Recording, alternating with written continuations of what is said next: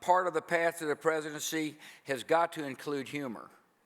And there's been no more repository of humor, political humor, than Saturday Night Live. Our nation needs to laugh.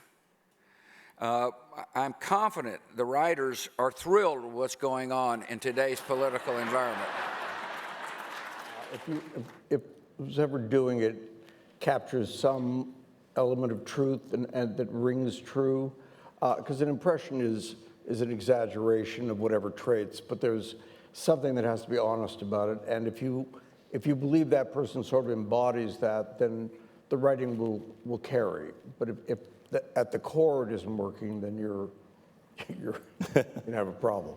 It's always been impressionists, and there's always been political comedy. I mean, for me, it's one of the great strengths of the country is that we make fun of our leaders, and we make fun of religion, and we make fun of all those things that are just, they're a safety valve. They're the thing that allows us to be a country with some kind of level of confidence.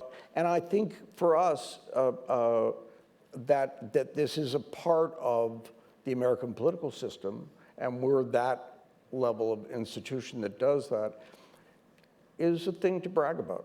Is a thing that we do, and it doesn't always make people comfortable, but it's a really healthy sign that there's,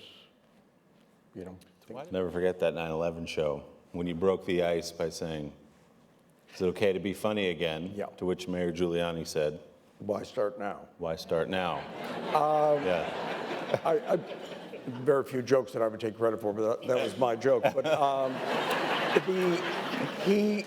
the funny thing about it was no one, they'd all been down at Ground Zero. That was the first time anybody had come up, and they walked into the studio, and it was like that 1,000-yard stare, and I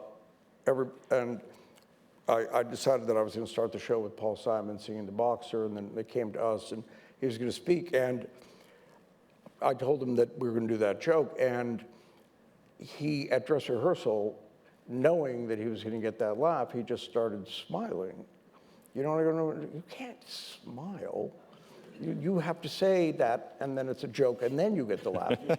You can't indicate it beforehand. So on air, if you ever see the clip, I'm like just staring at him like, do not smile before you say that line. But he did it brilliantly. Do you have any sense, Lorne, for how long this will go on, or do you think about that at all, for you anyway? I always say that there will come a time for me where I can't do it as well as I had done it, and where my judgment isn't as clear, and I'm not as strong physically. And then 3 years after that,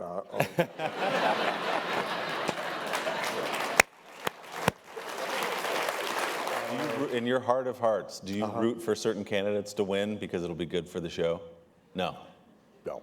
I root for some to stay in the race. Right. But no, you don't want the person that helps us the most to be president. You're a man of principle. Country over show. Exactly. Well, we really appreciate the time. It's so fascinating, and